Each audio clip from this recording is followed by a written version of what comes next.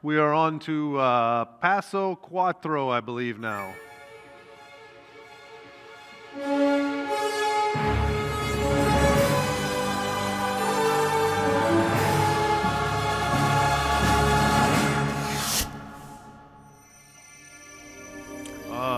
Five steps total, but this one is just 4. You don't get to get rid of us that quickly. Okay, step number 4 is about putting together a plan of action.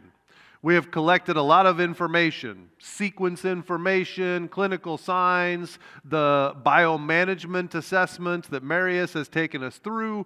With all of that information, now we have the ability to put together a plan. Based on the biomanagement assessment, there are 3 things that we know we need to do. The first, we can't bring in PRRS-positive pigs. That is obviously very detrimental to our goals. So we must be able to trust the source of incoming gilts into our farm going forward. The second, we want to minimize any sort of piglet movements after the first 24 to 48 hours post-birth. We generally want to get piglets' colostrum from their birth mother, if at all possible. And then I think it is appropriate to adjust the litter size to teat count, not to what I call pretty sort the pigs or make litters of small pigs and litters of medium pigs and big pigs. But if a sow has 20 born alive and she has 16 teats, that is bad for our PRRS management program. That sow can't take care of all those piglets, and those small piglets that maybe don't get a teat, they are a ticking time bomb, if you will, for having some sort of challenge. They will be stressed. They may shed more PRRS than we would like. So cross-fostering has some risk, but if we do it early, after pigs have gotten colostrum, we think that is the best way to optimize that risk. Last, cleaning and disinfecting the trucks after every load. Transportation biosecurity is so critical. Your pig truck is one of the only things that comes to your Site 1 that also goes to other pig farms. Our workers, they probably don't go to other pig farms, at least not very often. But the pig truck, by definition, for every time it comes to your farm, it goes somewhere else. Maybe that is a Site 2, maybe it is a slaughter facility, a cull facility, but the pig trucks are always extremely high risk. This producer already has a plan for using PRRS vaccine in their gilts as well as booster doses in their sows. So this producer already has a pretty robust plan for PRRS control. We want to talk to the producer about the value of protecting the wean pigs with PRRS vaccine going forward.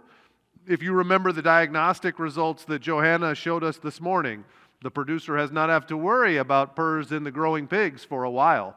Negative on the processing fluids for many weeks and many months.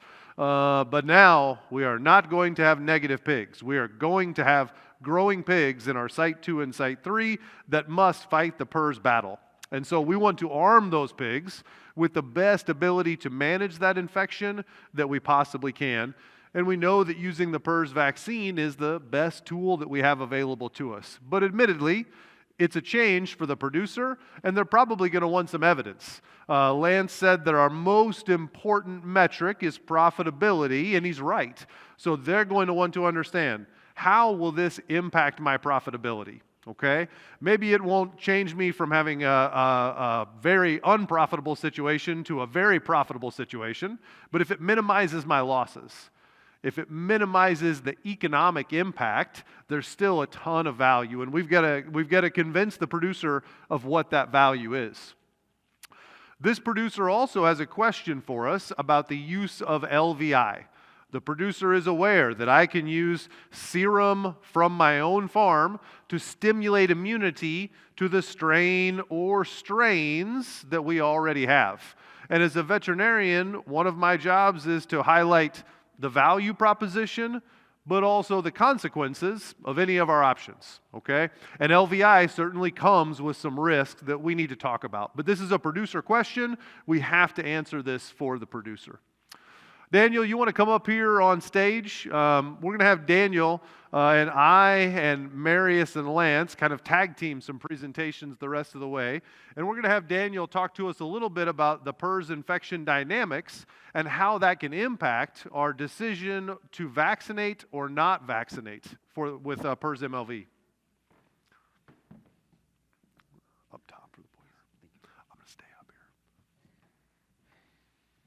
Entonces vamos a hablar un poco de la dinámica de infección. No se preocupes, eso no es una charla de 30 minutos, solamente una diapositiva para nos recordar de los puntos clave de la dinámica de infección y las implicaciones para el monitoreo y para el control de PRRS. Entonces, todo se empieza, claro, con la infección. Y sabemos que los cerdos y las poblaciones pueden infectarse de diferentes maneras. Cuando eso se pasa, a lo largo del tiempo que se pasa, primero vamos a tener el período de viremia, o sea, podemos detectar esta viremia con el uso de PCR en sangre o fluidos de procesado o fluidos de lengua, como medida de viremia. El periodo de viremia se inicia unas 24 horas después de la infección, con pico en una semana, pero se tarda más o menos 4 a 5 semanas. Después de esto, viremia, no hay más viremia porque hay un desarrollo de respuesta protectora, inmunológica protectora, con anticuerpos neutralizantes y otros aspectos inmunológicos. Entonces, después de 3, 4, 5 semanas, no hay más viremia, pero no significa que el cerdo está libre de PRRS.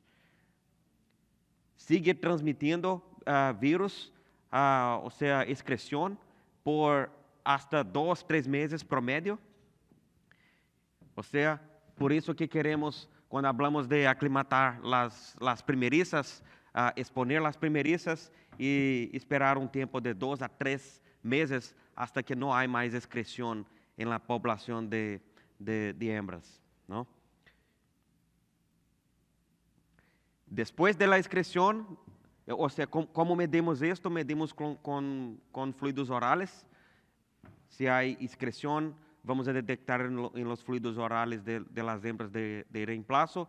Después que los PCR salen negativos a esto, quiere decir que las hembras están libres de PRRS.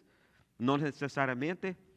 Siguen positivas y si queremos detectar, podemos colectar en las hembras vivas las tonsilas, con raspado de tonsilas o otro tipo de muestras, o tejidos después para claro, si no están más vivas. Y el ELISA, unos 90% de los animales van a estar ELISA positivos hasta 2 semanas después de infección, y esos anticuerpos llevan un buen tiempo, unos 6 meses o más, y después, si no hay más desafío, van a quedar negativas. Por ELISA no significa que están libres de PRRS, significa que estos anticuerpos se fueron. Entonces, en medio del programa de herd closure, de cierre de granja, unos 4 o 5 meses, si hacemos ELISA, es común que muchas hembras estarán negativas. Eso todo se pasa a nivel individual, pero claro que en una población grande, todos los animales no se infectan en el mismo tiempo, naturalmente, ¿sí? Por eso que hacemos vacunaciones, por eso que hacemos vacunaciones de hato, para que no tenemos las subpoblaciones que Gloria estaba hablando en PCV2, los mismos se pasa para PRRS. Por eso queremos vacunarlos, para que aseguramos que todos inicien esta dinámica de infección más o menos en el mismo tiempo, en la misma semana, y después no hay subpoblaciones originando nuevas infecciones en la población.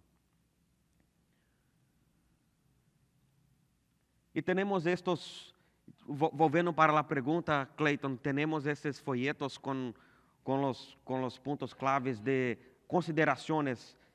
Si voy a hacer esta inmunización de la población utilizando MLV o utilizando suero inoculación, que llamamos de LVI, del inglés Live Virus Inoculation, o suero inoculación es la misma cosa. Y vamos a hablar aquí rápidamente, Clayton, de las diferencias, ¿no? De LVI o suero inoculación en las primerizas y en las cerdas adultas. Clayton. Entonces, la pregunta es, ¿cuál es la diferencia de impacto de MLV o suero inoculación en las primerizas?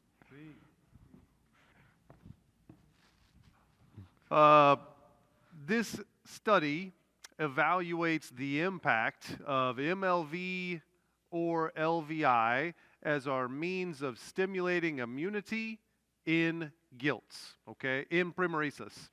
So 1,000 gilts that received LVI as their method of developing antibodies versus 1,000 gilts that received MLV as their method of developing antibodies, all right?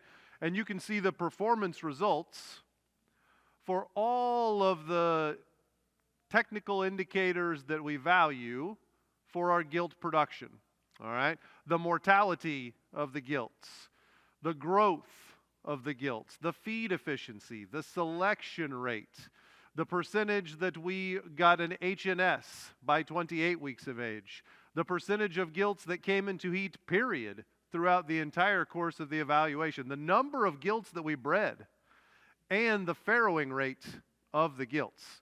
And you can see that it is a pretty easy story to tell. The LVI, it will build immunity against the specific strains that are in the LVI, okay? However, it comes at a significant cost. Not necessarily a cost in that it is expensive to make the LVI. It comes at a cost of death loss and of poor performance. I'm not here to say that LVI has zero place ever in pig production, but understand the negative impacts of LVI. And for the producer that is curious about what will the LVI do to my farm, what is the good things that I hear about from my neighbors and at the meetings that I go to, talk to them about its ability to create immunity. It will do that, but it creates immunity at a pretty significant cost. Simply put, MLV is the safer option for sows. This is when we look at using MLV versus LVI as part of our homogenization program, the load, close, and expose, or load, close, and homogenize terms that we use a lot. When we expose with LVI versus MLV, we should expect to lose more piglets in the site 1. So not only does LVI have consequences for the gilts, but if we go LVI the site 1, we should expect to lose more piglets, okay? For this farm, commercial farm, producing as many piglets as possible is one of our goals. Maybe in some unique situations with like a multiplier, our goals are to get rid of PRRS as fast as we possibly can. But for this farm, we want to minimize the losses. Our total losses metric is the y-axis of these charts, and you can see that MLV, we're going to lose some pigs, but not nearly as many pigs as we do if we LVI the herd. Daniel, you want to come up and talk to us a little bit about, as we consider the LVI and the MLV, how would you summarize, say, the pros and cons of those two options?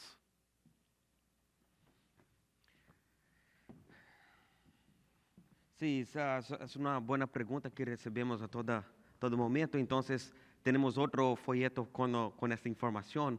Y lo que entendemos nosotros, Clayton, es cuando miramos la vacuna es un producto que está en la botella y es consistente, estandarizado.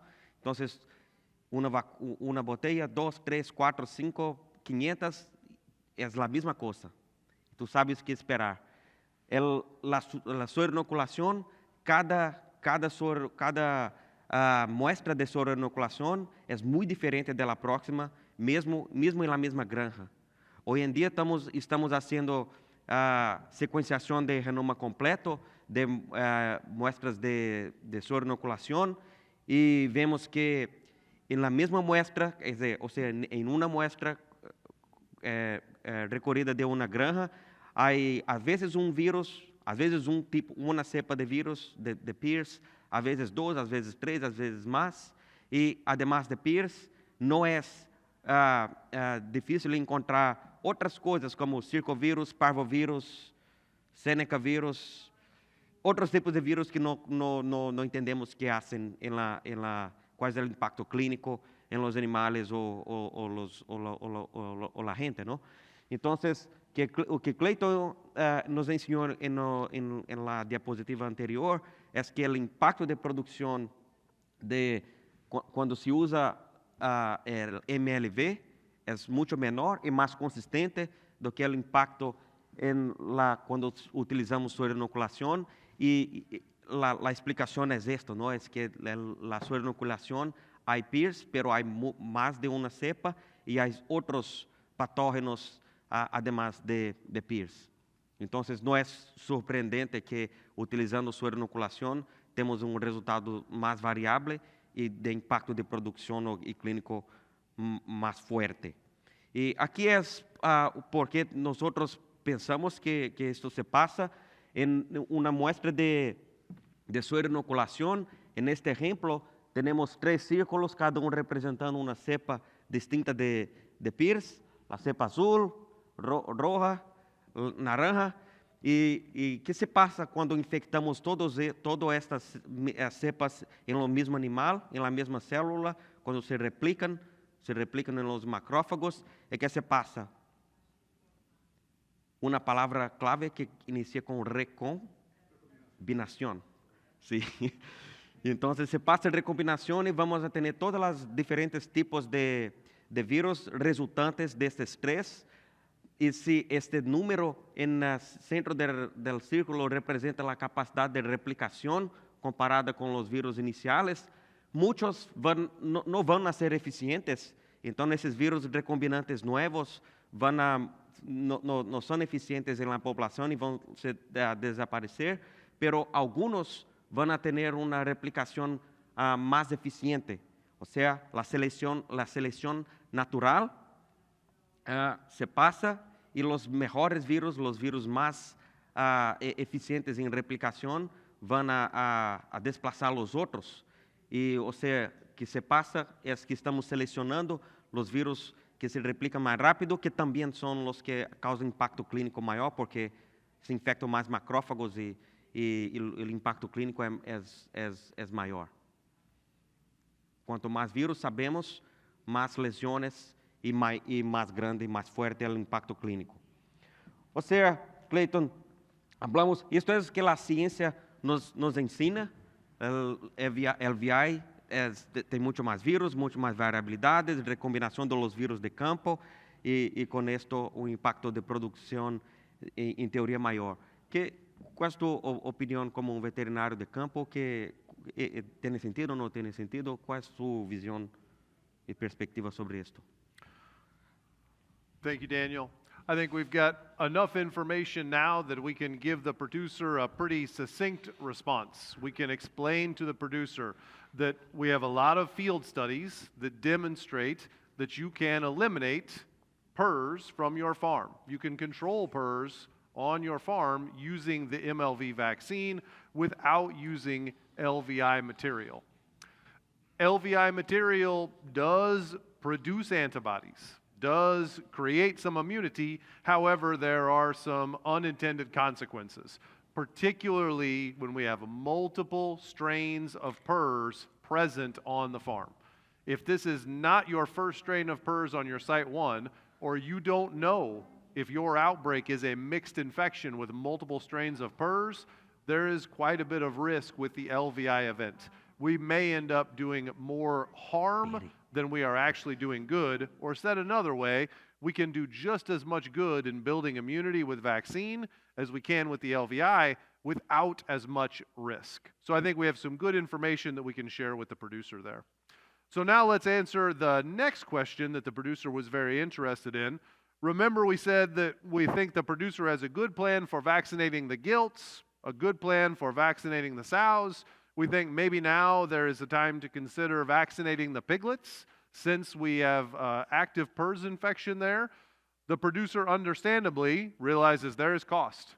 Piglet vaccines are always going to add cost that should be considered, and the producer would like us to justify with economics why that is a good investment.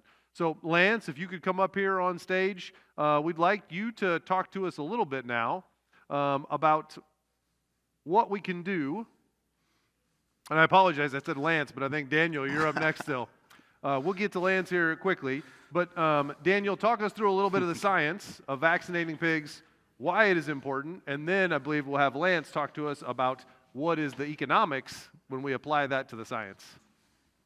Sí, dos diapositivas muy rápido, o que aprendemos y sabemos nosotros basado en ensayos de campo, que la vacunación hace en estos animales de engorde, sitios 2 y 3. Bom, dos cosas. Una, reduce la excreción del virus de campo. No importa si vacunamos los animales antes de la infección o junto con la infección o después de la infección, en todos esses modelos, consistentemente, la vacuna va a reducir la excreción de los virus de campo. Esto tem implicações, então, para a granja que vacunamos, pero também para controle regional. Como dizia Norton, quando pensamos em controle regional, pensamos em los vecinos. Então, se sabemos que a vacunação diminui a excreção, isso quer dizer que os sítios vecinos tenham risco mais baixo de infecção por redução desta excreção. E com isto também, o número 2 é reduzimos a pressão de infecção de las cepas de campo. Então, novamente, há benefício para a população sendo infectada, mas também benefício para os vecinos. Trabalhamos, por exemplo, com produtor em Iowa. Iowa é uma região muito densa e onde há sítio 1, eles vão vacunar todos os sítios 2 e 3 ao redor desse sítio 1, não necessariamente solamente pelo sítio 1, 2 e 3, mas para reduzir a probabilidade de infecção do sítio 1. Então, há alguns benefícios de vacunação, mas qual é a métrica mais importante para tomar decisões? O lucro, não? O profit. Então, com isto vamos a chamar nosso economista. Ops, temos impostor aqui, wannabe economist. Gotta fix that. It's amazing what technology can do. You have to be very careful with fake news, but it even has the suspenders, so it's very impressive. Okay, there we go. And I've started a tradition, so now I have to. It's a photo resume. Someday I'll be able to look back and see by zooming in how many perspectives I've attended. So we're going to be talking about weaned pig vaccination. And there was a really great question during the roundtable. And so I want to change how you think about the economics of swine production, because sometimes it can feel very random. And so what I want to talk to you today about is how can we stack the deck in our favor? You know, we don't really get to choose which cards we have drawn, or the cards that life deals out, but we can maybe do some things to improve our chances of success. And before we get started, we're going to have a quick Slido question. This one, there's no right answer. This is an opinion survey. It's, what is the main objection to not vaccinate piglets for PRRS from your perspective? So there's the Slido pull.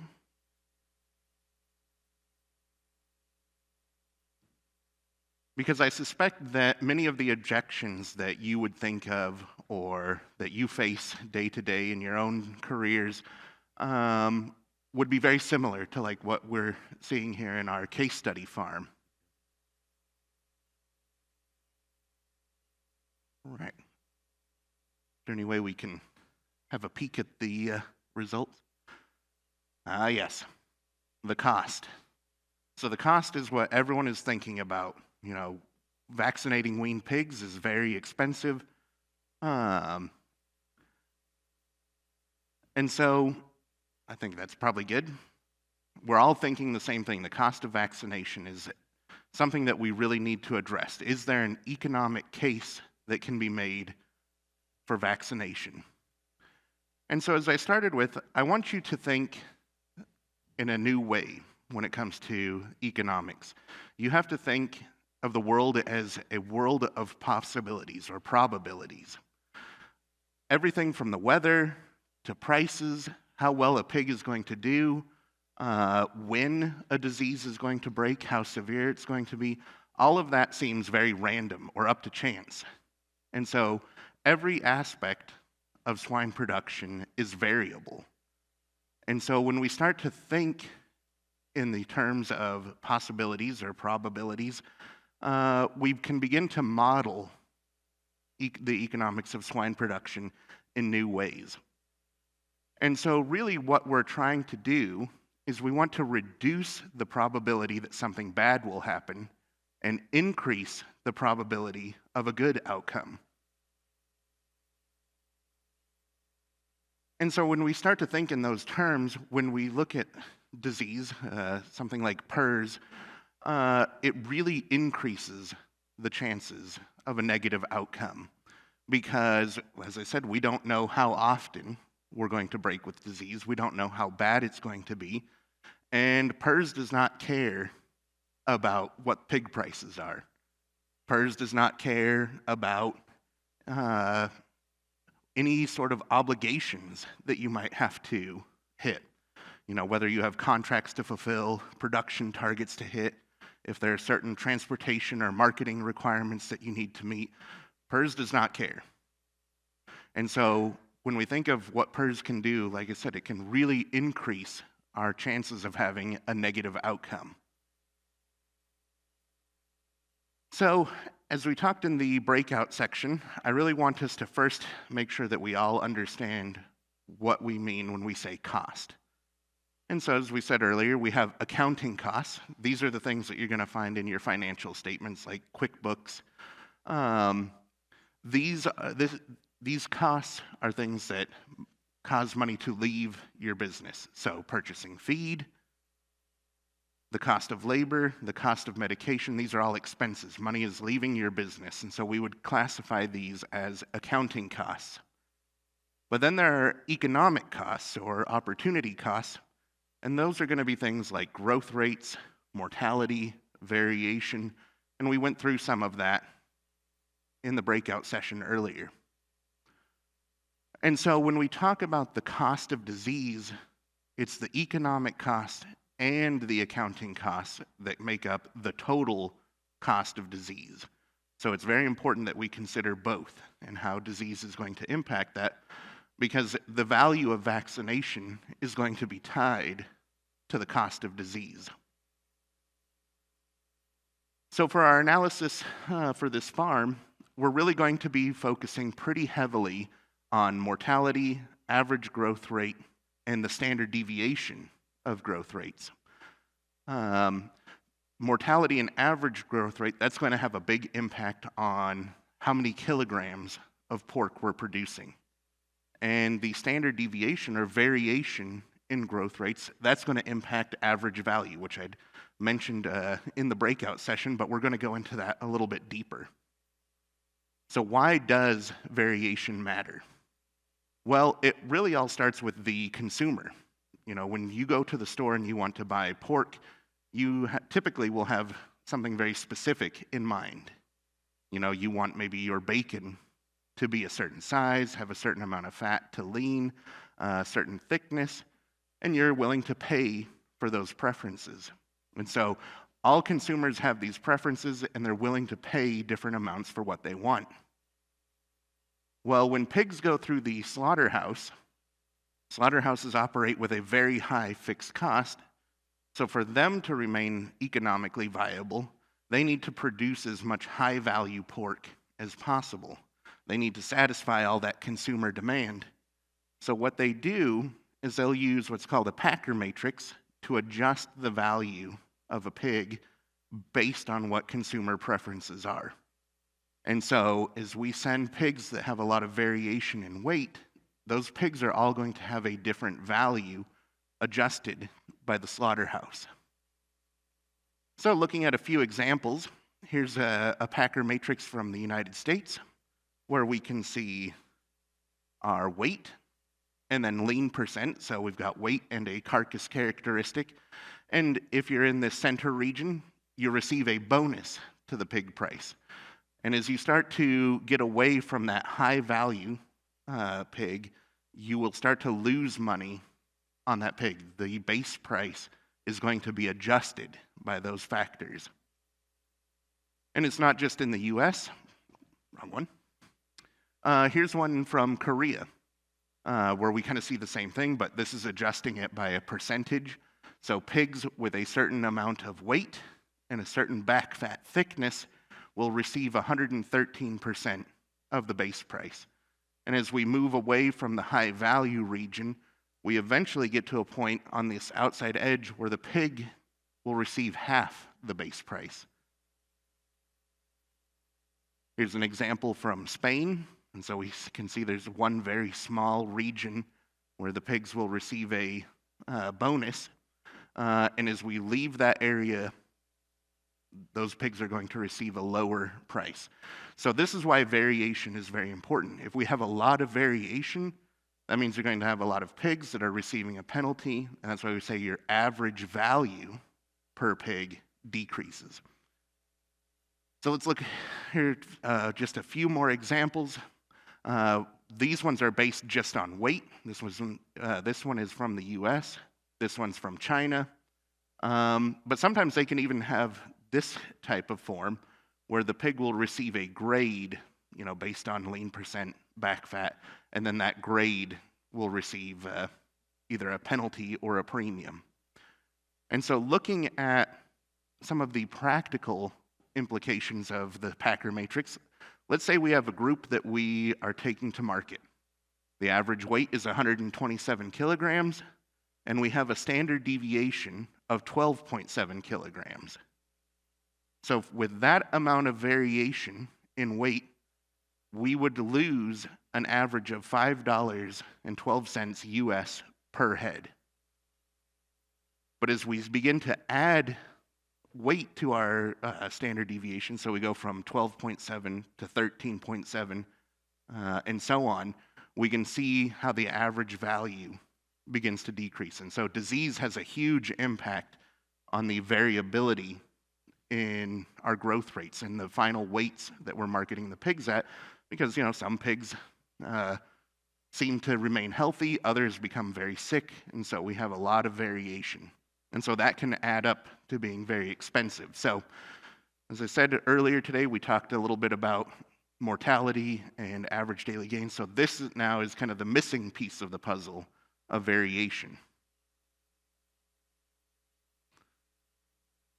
So as we begin to look at all of this, we begin to really understand that there is no such thing as a single impact of disease. It's a range of impacts.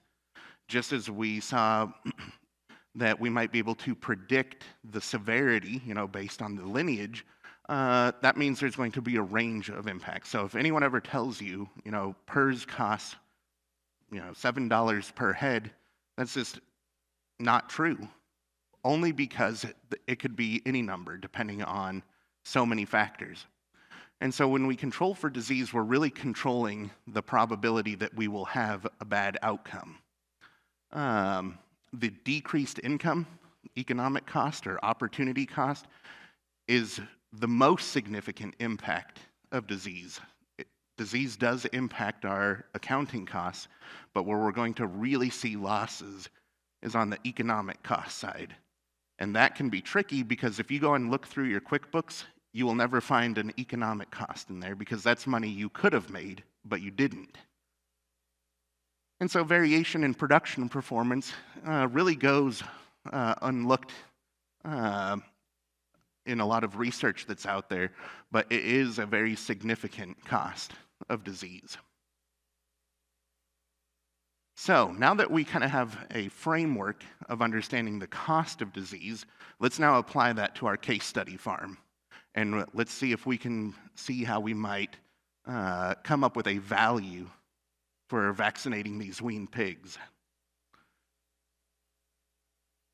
So in order to do this, we need to answer a few questions.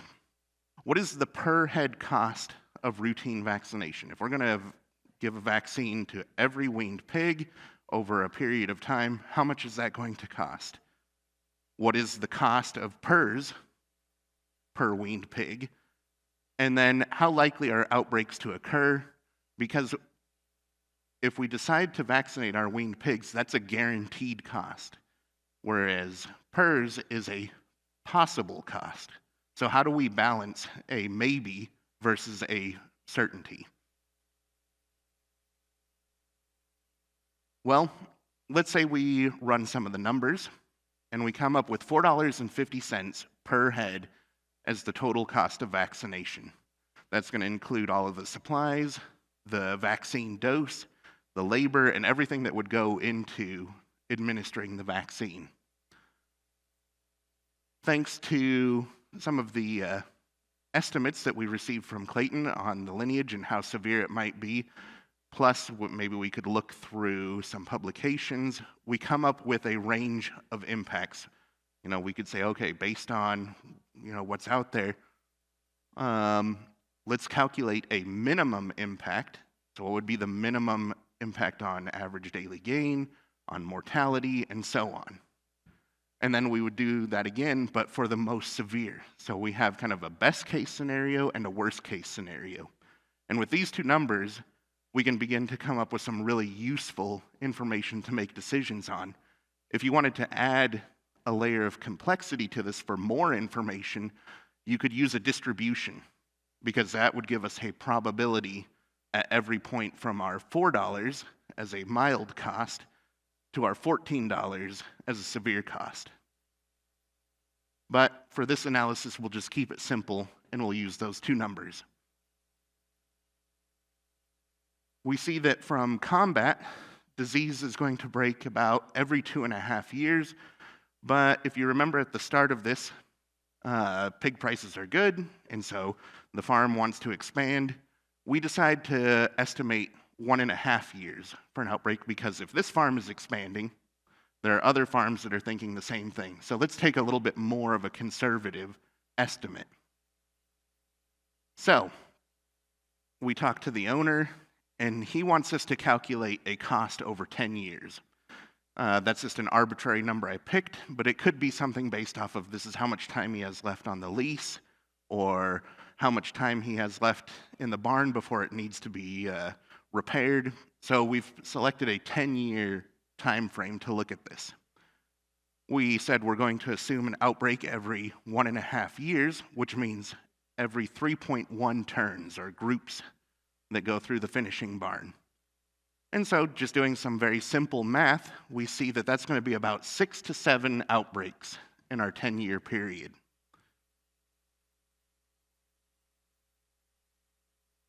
Which I should say now over here, the $24 and $104, that's just, we've taken our minimum cost with our minimum average number of outbreaks with the maximum cost from a severe outbreak at 7 turns. So now we kind of have a range. That's useful information. But can we add to it? Well, as I mentioned, we have data from combat that we've maybe modified a little bit based off of our intuition. And so what we're going to do is we're going to use that outbreak frequency to come up with a probability curve. This is a binomial distribution, and this is very simple to calculate in Excel. And so all we've done is we said, well, we know that every 3.1 turns, we're likely to have an outbreak. So that means there's a 32% chance at any given time there will be an outbreak. And so with that, in our 10 years, or 21 turns, we now have a distribution of how many outbreaks this farm is likely to experience. And so as I said, our average is about 6 to 7, but we could see it could be as low as 1, but there's a less than 1% chance of that happening. But we could have as many as 14, but again, less than 1% chance. But now we have an idea of what could happen. So what if we take our cost curve, we have maximum cost and minimum cost, and our distribution of likely outbreaks, and combine the two? It would look something like this, where now those two linear curves here have been bent based on probability. And so we say, okay, let's look at kind of the center of mass, the center of our distribution, and that's this area over here, so 84%.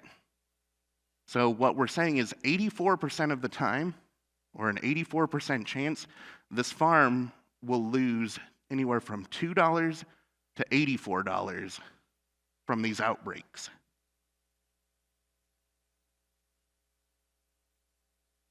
But now we have to compare this maybe cost, or range of possible cost, to our certain cost of $4.50. So what we're going to do is we have our probability curve there. We're just going to subtract from that our cost of vaccination. And so it would look something like this. So this is, our red line is a mild outbreak. Our blue line would be a severe outbreak. And what we're looking at down here, this cumulative frequency, is going to be really just as we get to 100%, that's going to include all possible number of outbreaks. So as we just kind of cumulatively add up our probability distribution. So in this red area, this is when vaccination would be maybe a bad economic decision. We've lost money because there were so few outbreaks, PRRS was very mild, and so we spent more money on vaccination than we would have lost to disease. But in this green area, this is where vaccination provided a net benefit. So if we add up the total area, and we'll plop down maybe our number of outbreaks. So as I said, there's a less than 10% chance that we'll have up to 3 outbreaks. At around 50%, we could have 6 outbreaks, and so on. So we can kind of now put that in frame of reference for number of outbreaks. But if we add up this total area, the green is 93% of the area between those two curves. And the red is only 7%. And as I said, we can go back now, seeing how many outbreaks there are, seeing that it's mild cases. We would say, vaccination is going to be a situation where you would lose money only 7% of the time, because you really need to get lucky with very few outbreaks, and they all need to be very mild. So now we can just do some very simple math. We have 7% of the time we would lose money, and the amount we would lose would be up to $2.50 per head. But 93% of the time, vaccination provides a positive return, and that positive return is going to be $8.71 per head. So doing some very basic math, doing a weighted average of those two, we come up with an expected return on vaccination, routine vaccination, so vaccinating every group of piglets over a 10-year period, we would expect to benefit by $7.92.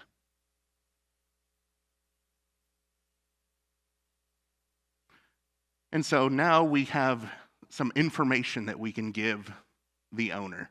You know, we've walked them through the scenarios where vaccination of all these weaned pigs might lose money, but we would say, you know, in a very succinct form, hey, we think this is a great idea because on average, you're going to benefit by nearly $8.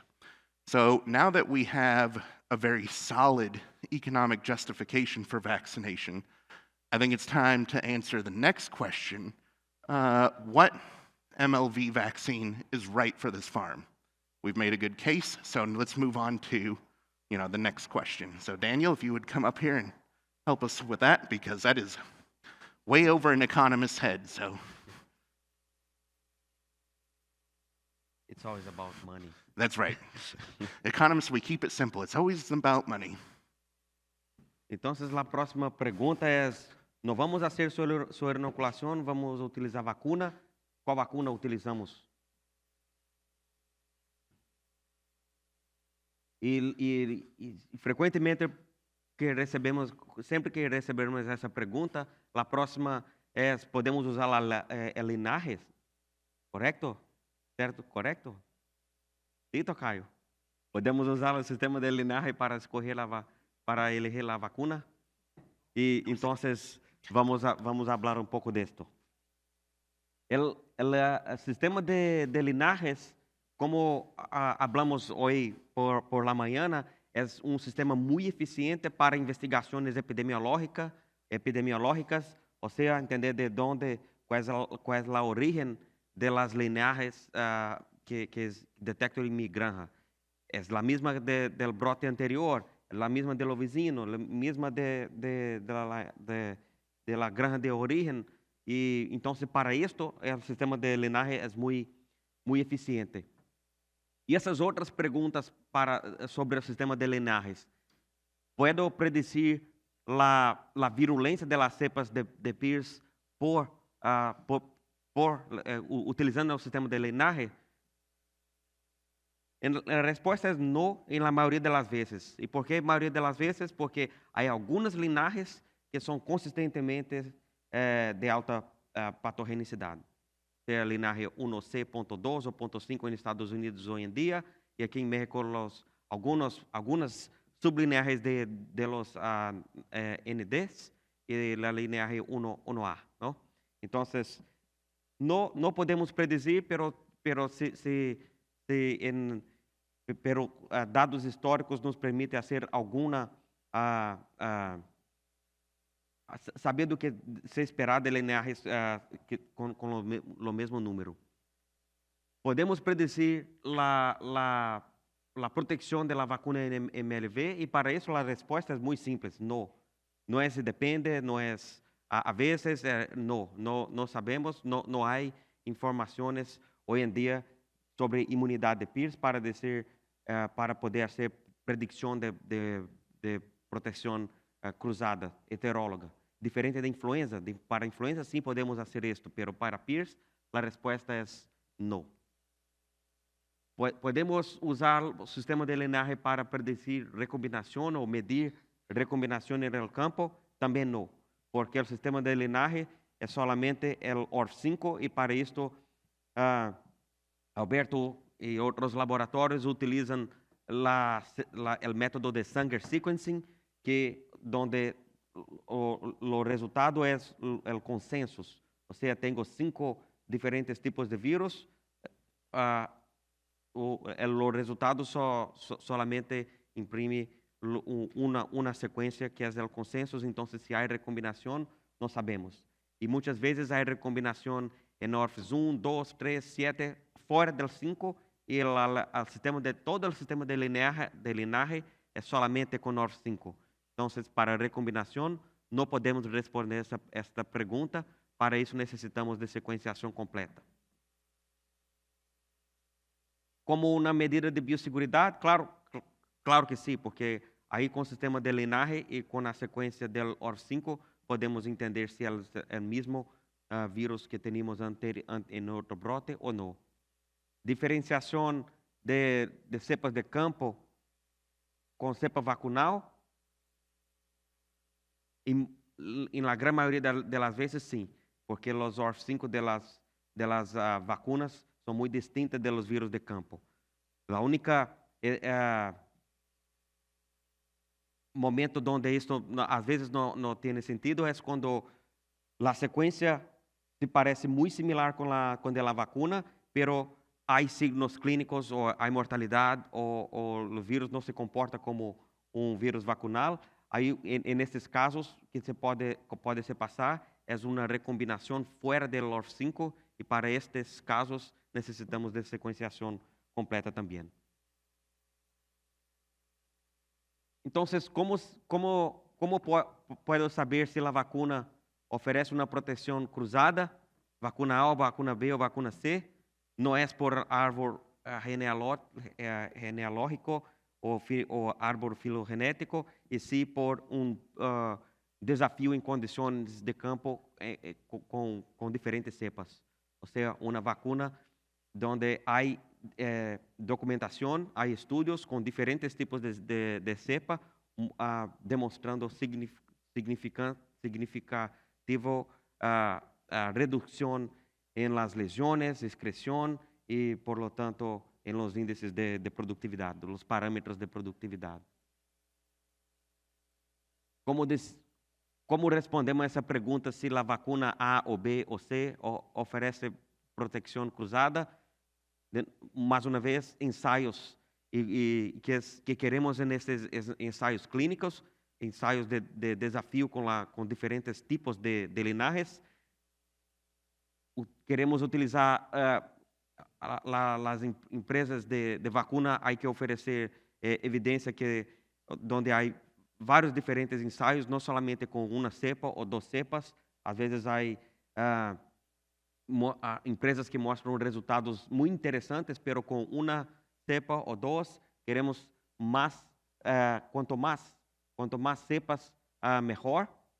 Com também, sempre que possível, medições em vivo de parâmetros de produtividade que são de importância, seja ganância de peso, conversão alimentícia, mortalidade, essas coisas que têm impacto econômico e que depois Lenz pode utilizar em cálculos de lucro, não? Que quer dizer, muitas vezes vemos estudos em vivo, pero com resultados de interferon alfa ou de outras citocinas ou de parâmetros imunológicos que são interessantes, pero que não têm valor de produção. Então, medições em vivo. E sempre que possível, consistência, múltiplos laboratórios, múltiplos equipos, e não somente um laboratório fazendo todos os resultados, todos os ensaios, e com controles adequados. Muitas vezes vemos resultados interessantes, pero quando pedimos onde está o controle positivo ou negativo, não há ou não é reportado, então é sempre uma pergunta que temos que fazer. Os estudos foram bem feitos ou não, com controles próprios ou não, e isso tudo podemos perguntar das empresas com as vacunas. E assim elegir a vacuna que é mais, que tem números científicos e de campo que são eficazes, que demonstram eficácia contra uma seleção de cepas heterólogas e, sobretudo, aquelas cepas que há circulação em tu região.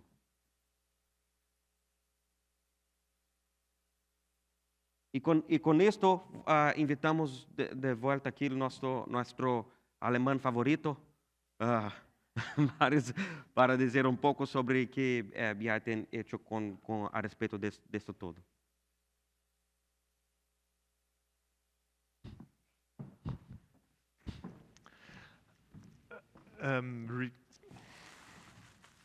Regarding vaccine efficacy, we have just conducted a study, and this was work done by the US team.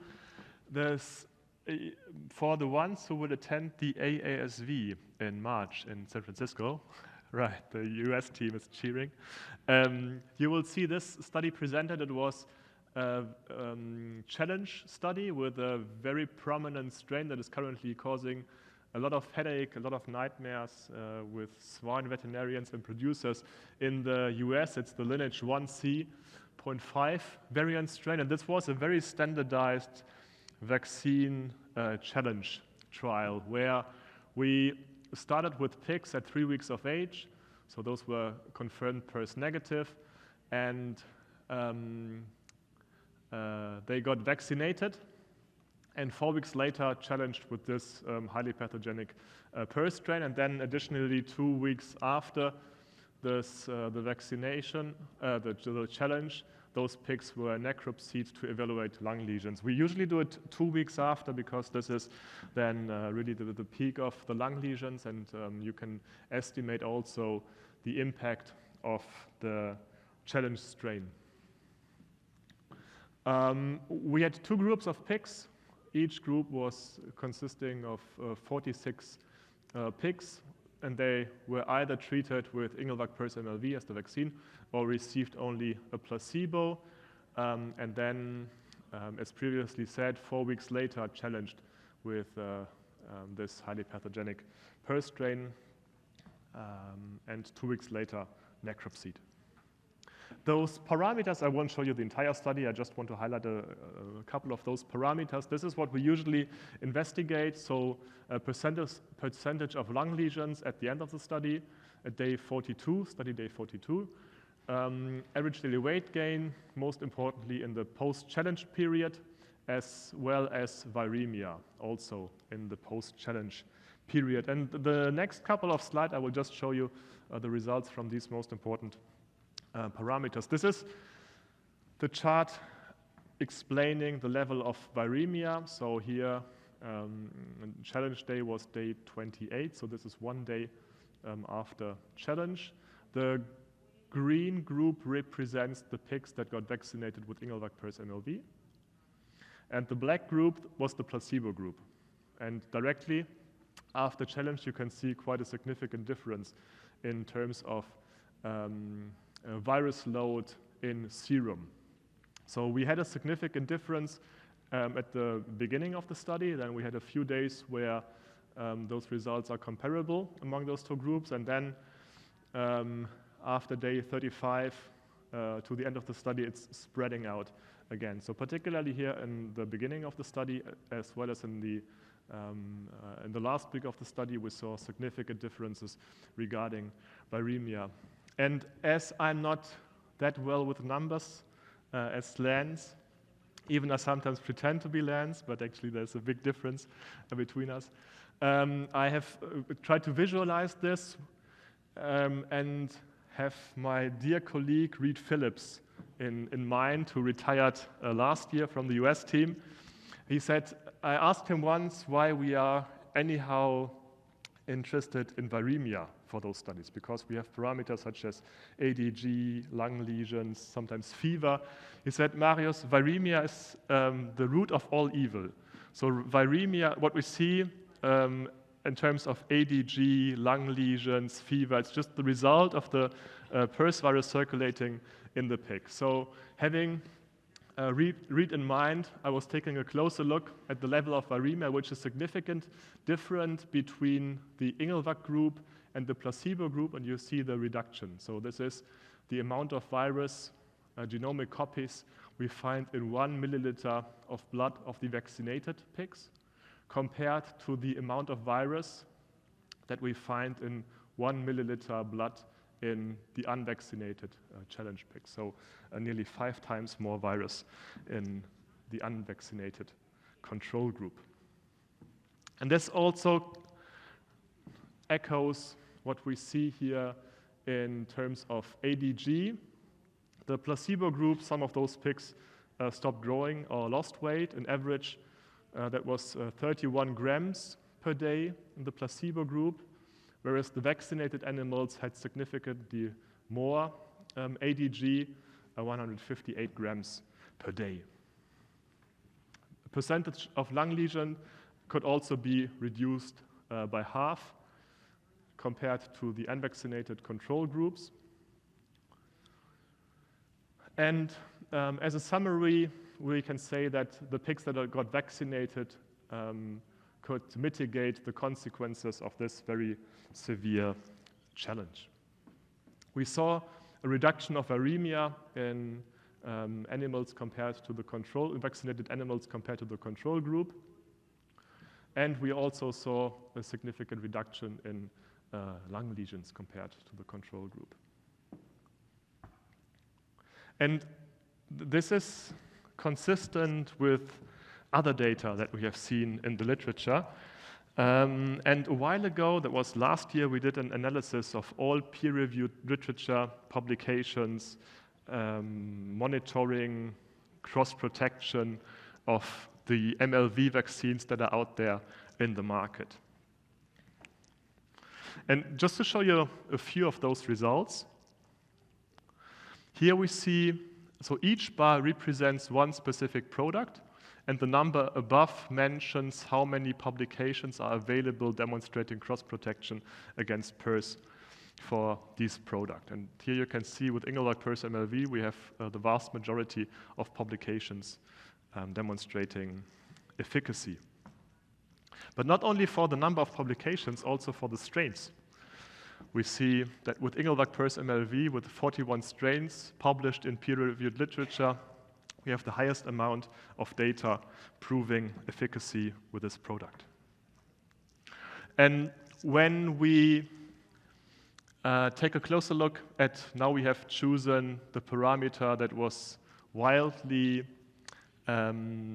mentioned in all of those studies, so a consistent parameter through all of those studies was lung lesion scores. And what you can see here is independent of the strain, so whether this is lineage 1, 5, 8, 9. So independent of the strain, we see a consistent reduction in lung lesions compared, when we compare pigs vaccinated with Engelbert compared to unvaccinated piglets. So consistent performance parameter showed that vaccinated pigs have better performance than unvaccinated pigs. And we can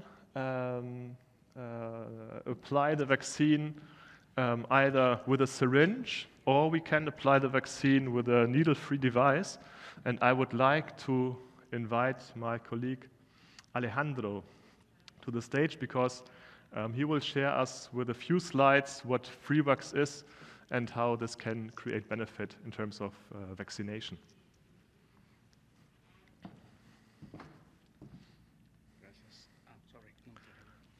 Yeah, Nida.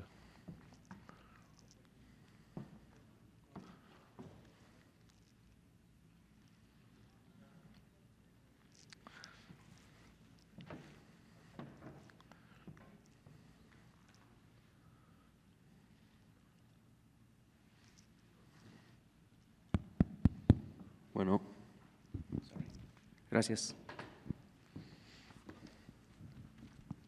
Gracias, Marcus. Muy bien. Bueno, continuando con temas de innovación, quiero presentar el equipo FreeVax, que es prácticamente un dispositivo único en Behringer, un dispositivo para hacer aplicaciones sin aguja.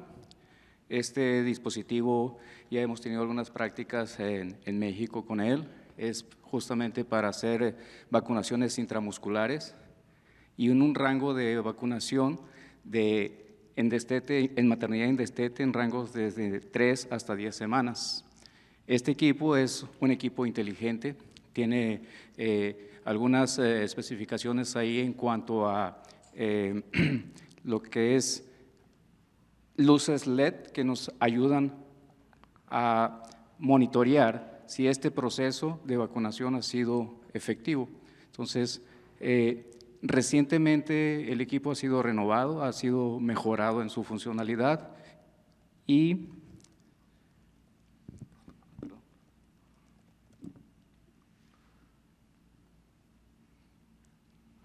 yeah, this one is just for pointing.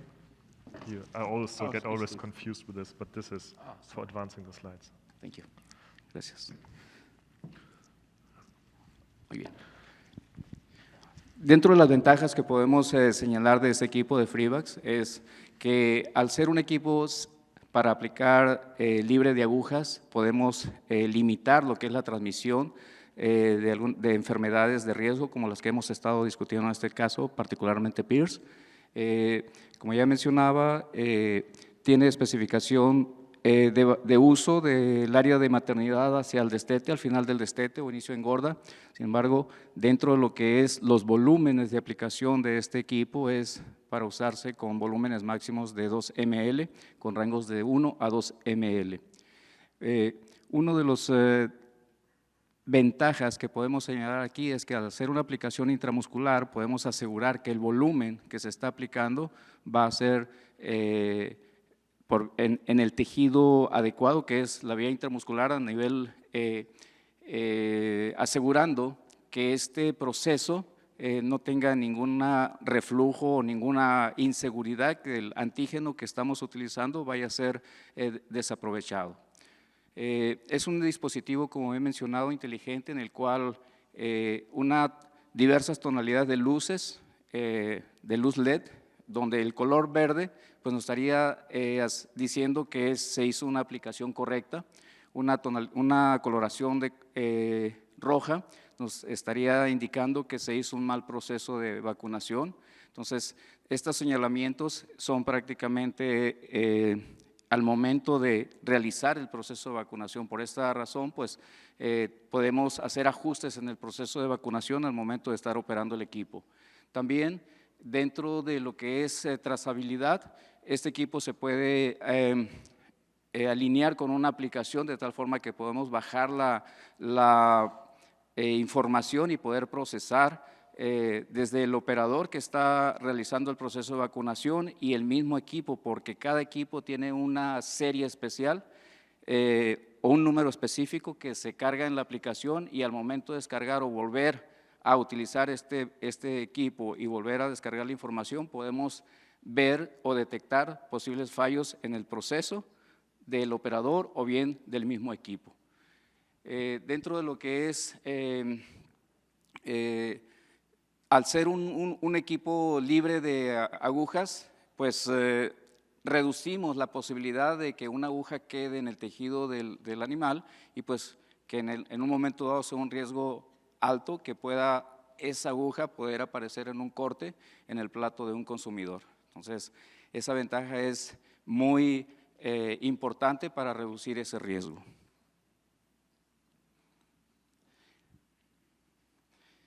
Dentro de las ventajas también podemos señalar que hacer un proceso de vacuna sin aguja podemos contribuir al proceso de bienestar animal, lo cual hemos platicado en otras presentaciones, y es importante considerar que la operación sin aguja es un proceso en el cual podemos hacer, aparte de un manejo seguro, contribuir en el bienestar animal al reducir el riesgo de generar daños en los tejidos y también el riesgo de dejar agujas o material que pueda ser riesgo para el consumidor. El hecho de que sea una vacunación intramuscular también nos da ciertas garantías, es decir, que si estamos utilizando un volumen bien definido, podemos asegurar que al aplicarse por vía intramuscular, el desperdicio de vacuna se puede reducir. Se ha documentado que cuando se hace una vacunación por vía intradérmica hay un riesgo importante de desperdicio de este biológico, y se ha documentado que hasta 1/6 de la vacuna se pueda desperdiciar. También al hacer una vacunación vía o libre de agujas, podemos limitar el riesgo de que podamos generarnos pinchazos o que el operador, al momento de hacer una vacunación acelerada, pueda generarse un daño, que es el principal riesgo de hacer un proceso de vacunación. Entonces, en resumen, pues es un equipo que podemos utilizar libre de agujas, que es para aplicación vía intramuscular, que es muy seguro porque está enfocado para llegar al tejido muscular, donde podemos depositar el biológico y tener la mejor respuesta en el proceso. Inoculación, en este caso, vamos a utilizar la vacuna. Entonces, ¿cómo combinamos esas dos cosas? Cierre de granja e imunización del sitio 1. Vamos a hablar de cierre de granja porque sabemos nosotros que es muy es asociado de una manera positiva, o sea, las granjas que implementan el cierre logran producir lechones negativos para PRRS más temprano comparado con granjas que no implementan a cierre de granja. ¿Y por qué funciona? Funciona cuando revisamos nosotros la parte de dinámica de infección, vemos los periodos de viremia, periodo de excreción. Entonces, cada individuo, cada cerda en la granja puede ser clasificada en uno de esas 4 cajas aquí. Son negativas y si infectadas van a estar excretando el virus. Depois, ao longo do tempo, vimos uns 2 ou 3 meses, não vão estar excretando todavia, ou seja, vão estar resistentes. E, ou seja, se conseguimos que todas as cerdas estão nesta caja, não há mais transmissão de PRRS en el ato. Uma outra maneira de ver isto é se esses círculos representam as cerdas. Algunas cerdas en el sitio 1 van a estar infectadas y por lo tanto son fuentes de infección para las otras. Algunas otras ya están inmunizadas y mismo que son infectadas, la viremia es muy rápida, transiente y no hay impacto clínico. ¿Sí? Pero cuando introducimos hembras de reemplazo, las primerizas en las granjas, si son negativas, ¿qué se pasa? Van a se infectar. Y cada una de las hembras que son infectadas, algunas fueron infectadas antes, otras después. Entonces, la duración del periodo infeccioso o del periodo de excreción es diferente para cada una de las hembras. Pero cuando introducimos estas hembras de reposición susceptibles, o sea, negativas, en granjas endémicas, lo más probable es que van a se infectar y van a empezar todo el inicio de la dinámica de infección, o sea, otros 3 meses más o menos de excreción. Y cada vez que introducimos hembras de reemplazo, este reloj de excreción de PRRS se reinicia. Que queremos con el cerrado de granja es solamente introducir hembras de reemplazo cuando sabemos, cuando tenemos evidencia, y vamos a hablar sobre cómo medimos esto, que no hay rojo aquí, o sea, que no hay hembras que están excretando el virus activamente. Y con esto mantenemos estas hembras de reemplazo susceptibles o inmunizadas, pero no excretando el virus de tipo salvaje. Una otra manera, y tenemos un material, folleto en las mesas con esto, es aquí está al largo del tiempo, después del brote de PRRS. Esta línea azul representa el periodo de excreción. Cuanto más alto, mayor la magnitud de volumen de virus excretado. Esperamos que a lo largo del tiempo esta excreción va a disminuir con la inmunización y el cierre de granja. Y aquí tenemos esas fechas representando la introducción de las primerizas frecuentemente a lo largo del tiempo. Entonces, siempre que cerramos la granja, interrompemos de manera temporaria esta introducción y las hembras de reemplazo están en otro sitio, también son vacunadas, pero a lo largo del tiempo también esperamos que la excreción va a se acabar. Entonces, cuando tenemos evidencia que la población de hembras de reemplazo no están excretando nomás y el sitio 1 también no hay excreción, que es hoy un tiempo promedio es más o menos unas 40 semanas, ahí sí introducimos las primerizas otra vez. ¿Y por qué ¿Y por qué hacemos esto? La pregunta nuevamente es, ¿por qué eso impacta el lucro de las granjas? ¿No? Les va a nos ensinar un poco más del impacto económico del cierre de granja. Thank you, Daniel. Okay, so we are going to be talking about the economic benefits of herd closure. And I'm going to go through this quick, but I think there's a very important point to talk about before we get into some of the details of herd closure. And so to help us get prepared for that, let's start with a Slido question. Actually, do we have the QR code for this one? Okay, perfect. So what is the main limitation not to use herd closure from your perspective? So we have A, the cost of new replacement gilts is too high. The process is too difficult to manage successfully. C, closure will disrupt sow herd performance. There is too little of a benefit. And then finally, there are no limitations. I use it in my system occasionally.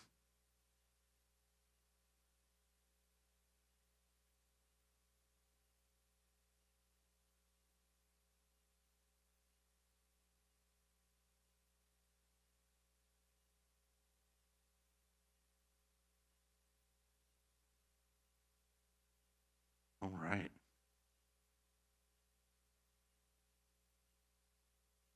So as these answers start to fill in, we're going to be addressing some of these concerns, but the topic of this section, if you look at the back of your card, is for smart decisions for a swift or speedy recovery.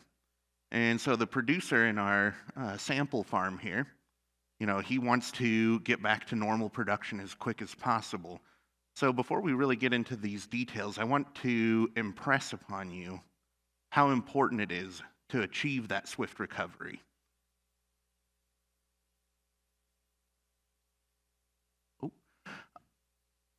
Actually, I forgot to mention this. Before we get to that, and there's also this QR code you'll find in your handout sheets.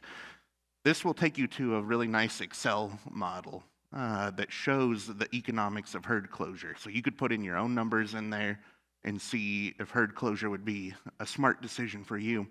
It's very simple, straightforward, easy to understand. I think, Daniel, you put it together with your team at Iowa State.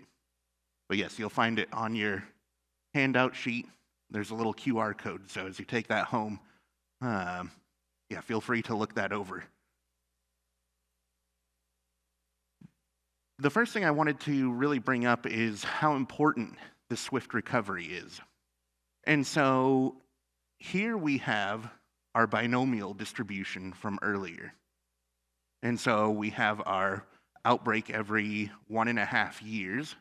But as we begin to reduce the number of breaks on our farm, so a way to think of this is as we reduce the number of sick days that our farm has, that means over this 10-year period that we looked at before, we're going to have more of that as healthy time. And so what is the value in that? And as we introduce a vaccination program, a recovery program to get our sows back on track, well, we see not just a shift in the average, but you see that the probability of extreme events really starts to decrease. And so the likelihood of having all of these recurrent breaks, even just by shifting the average a little bit, we're really narrowing our range of possible outcomes. And so this is kind of the value in a speedy recovery. So this is what we saw earlier. But as we reduce the frequency of outbreaks, we see that we can really bring down the cost of disease. So now that we see the value in attaining the swift recovery, let's look a little bit deeper into the economics of herd closure. And as you saw in the Slido poll, there's a lot of concern on sow productivity, that we're going to be interfering with that. And that is a very valid concern. So let's take a deeper look into it. The basis of what we're going to be talking about comes from a study conducted in the US. It was on a real farm, 4,200 sow genetic multiplier that broke with myco. we wanted to understand the cost of myco. And so what we needed to do was separate the impact of disease from any other impact that could be influencing the farm's economic performance. And on this farm, they did close the herd. So we had to separate out herd closure as a factor. And what was interesting about that is once we had herd closure separated, we were able to stop and look and say, oh, so this is how much of an impact herd closure has. So here's what it looked like on this farm. Before the disease came, the farm was open. We see average parity of 2.6. Disease comes along, the herd is closed, and just as you would expect, the average parity increases. But then we have that very steep decline. That's when the sentinel gilts are introduced at the end of herd closure. And so we see it decrease, and then after closure, we see that parity stabilizes, and if anything, it's now a little bit lower than it was before. So as we're going through these results and we're looking at it, we say, okay, what kind of economic impact does the change in parity have? So we went into it with a little bit more detail. And so what you're going to see here, there's the outbreak. These are our gilts, and you can see where closure is. And then as time goes on, those P0s become parity 1, parity 2. So you can see over time kind of the ripple, the impact of closure as it unfolds over time, well after the herd was reopened.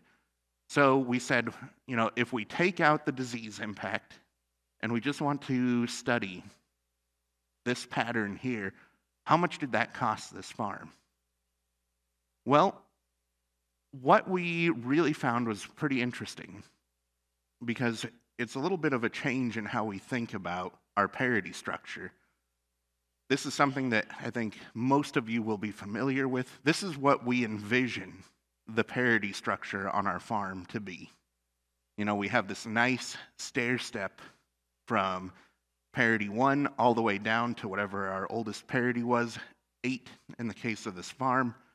But what we discovered that was very interesting is when it comes to what actually gets bred in an individual week can be incredibly variable. So a weekly breeding schedule very rarely reflects that very nice, neat parity structure we envision. And so what we discovered is that more than a change in the average parity going up from 2.6 to 2.7, where the biggest cost of herd closure came in was in this incredible variability. And so part of that was a management problem. And on this farm, they actually changed the manager part of the way through closure, and they were able to re-stabilize that. And so then the weekly breeding schedule began to reflect the overall herd parity structure. So we had a more consistent parity structure that was being bred from week to week. And that more consistent results actually led to a longer term profitability on this farm. But if we are not careful in our closure and we make some poor management decisions in our gilt breeding, then we can run into some problems. So in the case of this farm, what we discovered looked something like this. So the green line, that was our cost of disease that we had separated out from all other factors. So it was myco, and so we see that total net sales really took a big dip, but then once the herd recovered, eventually they were able to get back to a baseline. This little dip here, that was closure. So even though there was quite a bit of disruption going on, we see that compared to the cost of disease, it's a very minor impact. And so I think your concerns are valid, as we saw in the Slido, that yes, there will be some disruption, but it is a point of, through careful management and very careful practices, it could be even less than this. But that said, herd closure compared to the cost of disease is very insignificant. And so I would really encourage you that, like I said, if we're looking at reducing the number of breaks on our farm through quick recovery, to consider herd closure as a tool on your farm. So, in the interest of not just a speedy recovery, but a speedy conclusion to our conference today, I'd like Clayton to come up here, finish off step 4, and then round out the day with step 5. Very good. Thank you so much, Lance. So as Lance said, we are wrapping up step 4. Paso Cuatro is in the books, so to say. If we go back to our checklist, starting on step 4, we wanted to make sure that we didn't bring animals in anymore that have PRRS. We've got that accomplished. We wanted to adjust our piglet management practices to try and mitigate the impact of moving piglets and our internal biosecurity. And then we also have cleaning and disinfecting of our trucks after each load accomplished. If we look at the next items on our checklist, we have talked the producer through the value proposition of using a PRRS MLV vaccine.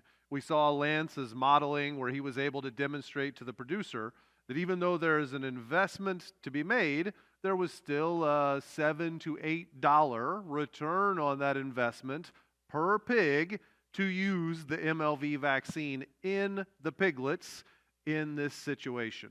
And Lance just showed us that if we use the MLV vaccination in conjunction with herd closure, we will have some negative impacts to our gilt flow, but those negative impacts are outweighed by the value of improving the disease situation with our herd closure.